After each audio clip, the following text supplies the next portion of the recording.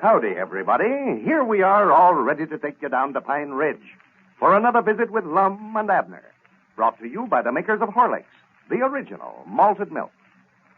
Now, if there are any of you who weren't listening last night, here's how you can get a handsome aluminum flashlight, complete with bulb and batteries, with the compliments of the makers of Horlicks. A powerful little flashlight, scarcely larger than a fountain pen, which can be easily carried in a pocket.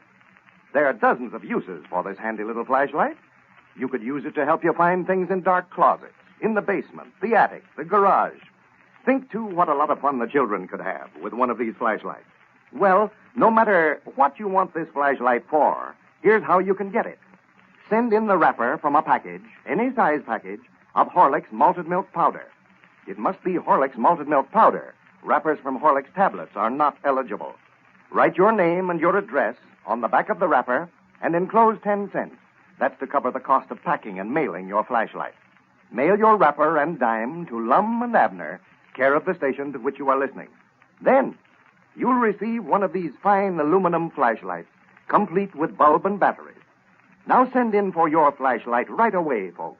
Do it tonight. If you don't have a package of Horlicks in your home already, you can get it either natural or chocolate flavor at your druggist. And now, let's see what's happening down in Pine Ridge. Lum and Abner received a letter yesterday from Mr. Horlick authorizing them to send one of their pocket flashlights as a gift to all their friends who will mail in a wrapper from a bottle of Horlick's malted milk. The old fellows are very enthused over the proposition and expect to raise enough funds in this way to restock their Jot Em Down store. As we look in on Pine Ridge today, we find Lum and Abner down at their empty store building, discussing their new enterprise. Listen. Yeah, I know, but I don't believe I'd ordered so many of them flashlights, Lum. I don't believe we'll need half that many. Don't you worry about that. We'll have that many requests in for 'em within the next day or two. I hope so. Why, everybody will want one of these. It's the nicest little present I ever seen. I was sitting here a while ago just thinking. There's something a body can find 1,000 uses for. Men, women, and children. Oh, yeah, if they could see it, why, I know they'd write in for one of them, Lum, but us just trying to tell them about it on a party line, why, it's hard to explain to them just what a nice present it is. Well, I told them it was a regular 75-cent flashlight. Yeah, but, Lum, you've got to see it to appreciate it. They've made so many improvements on them here late. When you just say pocket flashlight, why, a lot of folks has in mind them old style kind that a body might not be ashamed to carry. Next time I make an announcement over the party line, I'll tell them about how it looks like a fountain pen and how it's made out of polished aluminum so it'll be nice and light, and tell them all about it. Yeah. Well, now that you went ahead and ordered all these, well, we've got to get in some letters here some way. Well, look how many of our friends wrote in for Pine Ridge News we gave away a while back. This is a way yonder nice present that was. Oh, yeah, sure. I'd love to see all our friends get one, because I know how pleased they're going to be with it, yeah. Everybody I've showed it to has been tickled to death with it. Said they's going to send in for one of them. I was down at Moe's Moots Barber Shop this morning. They's all trying to swap me out of this, and I got it. Yonder comes Cedric Weasel up out there front. Yeah. He's been trying to get me to patch up some troubles twixt him and his sweetheart. They've had a sort of a falling out with one another. Well, I hope you don't try to talk him into having an automobile accident to get her back in a good humor with him like you did me. Don't you worry. I'll never try to talk nobody else into that thing again. After having to sit down here and wait on you hand and foot like I've been doing. Well, Lum, I can't wait on myself. Somebody's got to do it. That blame if I don't believe you're enjoying getting waited on this way. Well, I wouldn't say I was enjoying it, but I'm getting a good rest out of it anyhow. That's what I thought. Come in, Cedric. Howdy, Cedric. Good morning. Good morning. Mr. Dick wanted me to bring this mail over to you fellers. Said you's in a hurry for it. Oh, yeah. Much obliged, Cedric. There must be orders for them flashlights now. Hey, Granny, is this all the mail there was, Cedric? Yes, sir, I reckon so. That's all Mr. Dick handed me. Well, this ain't nice. Many as I was looking for. Oh, I figured you'd have to bring the mail up here in a wheelbarrow this morning. Well, I could have brung it over in a wheelbarrow, I reckon, but I never seen no use in it as long as I could carry it in one hand this way. Well, I'm sure counting on restocking the store here out of these orders for flashlights. Why, the way we're starting out here, it'll take us all spring to fill up the candy case, much less the rest of the store. Yeah. Well, I better be getting back, I reckon. I've got some delivers to make. I'm working down there for Mr. Dick now, you know. Well, fine, Cedric. I'm glad to hear it. That's a good job for you. I wanted to tell you, Mr. Lum, that advice you give me worked out fine. Me and Gertrude Seastrunk's made up again now. Well, fine, Cedric. I'm glad to hear it. Yeah, Gertrude is a fine little girl. Fine little girl, Cedric. We're going to get married before long, I think. Well, I'm glad to see my advice has helped somebody anyway. Recollect, Cedric, I'm justice of the peace whenever you get ready to have the knot tied. Drumming up business. Yes, I will. Well, expect I might as well get on back to the store. Well, much obliged for bringing the mail over, Cedric. Yeah, and if any more comes in down there, fetch it over for us, Cedric. Yeah, bring it right over. Yes, I will. How many we got there, Lum? There's 6 letters here. Well, I do know. Just 6. Here's a letter from the city of Muncie, Indiana. Well, maybe the whole town's wanting flashlights, Lum. Yeah, it says, gentlemen, Well, we have learned of your recently organized Pine Ridge Matrimonial Bureau and understand that you will solve domestic problems. Oh, this must be to our Matrimonial Bureau. must be, yeah. I confide in you a very serious problem which is of much concern to our citizens. Uh-huh. Granny Abner, we are getting importance when they get to writing us and wanting us to tell them how to run a whole city this way. Well, go ahead. You never did find out what he wanted there. Yeah, it says, Susan and Mickey, 2 of the bears in McCullough Park, have lived together for over 2 years in domestic bliss. Well, But recently, Suzanne seems to be losing interest in Mickey. same old story, same old story. The question is, what can Mickey do to make his wife less irritable and restore harmony in his household? Yours very truly, William M. Hallman, Secretary. Doggy, they must be important people there, Lum, for the city to be writing about them. People. These is bears he's talking about. Bears? He says Susan and Mickey, 2 of the bears in McCullough Park. Yeah, but he's talking there like they was humans, Lum.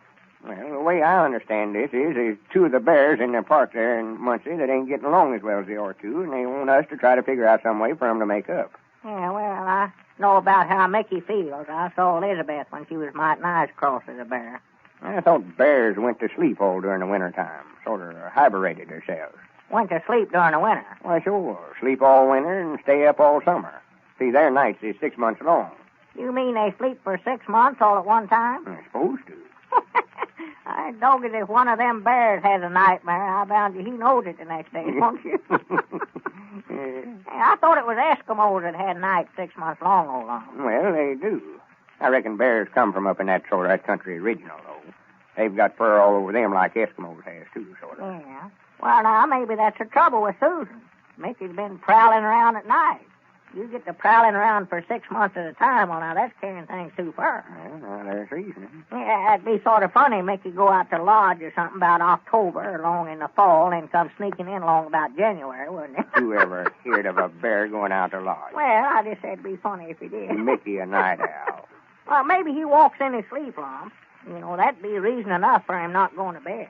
That'd get awful tiresome walking for 6 months at a time. Well, this letter don't say nothing about him not sleeping good, Abner. No.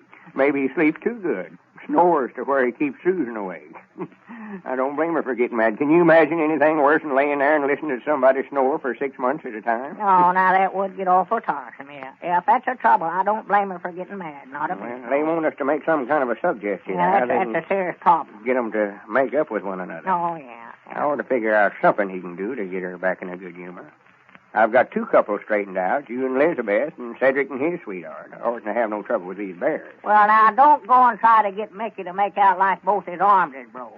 That's all right for the first day or so, but carrying your arms around in a sling till they're supposed to get well gets sort of old. Yeah, well, that wouldn't work out for him no way. No, I don't believe it would. I'll study up something. Let's see the rest of these letters here. 6 months. I doggy, that'd be a long time to have to lay and listen to your wife argue about something. I'm just glad we don't sleep for 6 months at a time. Well, sworn to goodness. Huh? These letters is all for the Matrimonial Bureau. There ain't a one here writing in for a flashlight. Well, I do know. Well, you must not have explained that to him very good over the party line yesterday, I Long. thought that's uncommonly good speech I Say, gave. Long, how about me calling him up on the party line and tell him about it? You? Well, we've got to do something if we're going to get a new stock of groceries for our store here. Yeah, but you can't make no speech, Abner. You don't know how to use enough big words. I'll call him up myself after a little. Yeah, I bet you I could get more letters than you did, Long. I couldn't do no worse than we've done today. I know that. Well, you about get everybody on the party line, then forget what you're going to say. No, I'm just going to tell them that if they don't send in for these flashlights that we're ruined, that's all. Now, you better leave all the speech-making up to me, Abner. Out loud talking just sort of comes natural with me. It's inherent, I reckon. Well, now, Long, I've got friends out on the party line just the same as you have, and I'll prove it to you, too. I go there. I forgot, Long. You'll have to do the ringing for me. Oh, for goodness. Give the fire alarm ring. That'll get them to the phone. And I'll ring 'em, but you're just wasting your time. Nobody won't listen to your jabbering.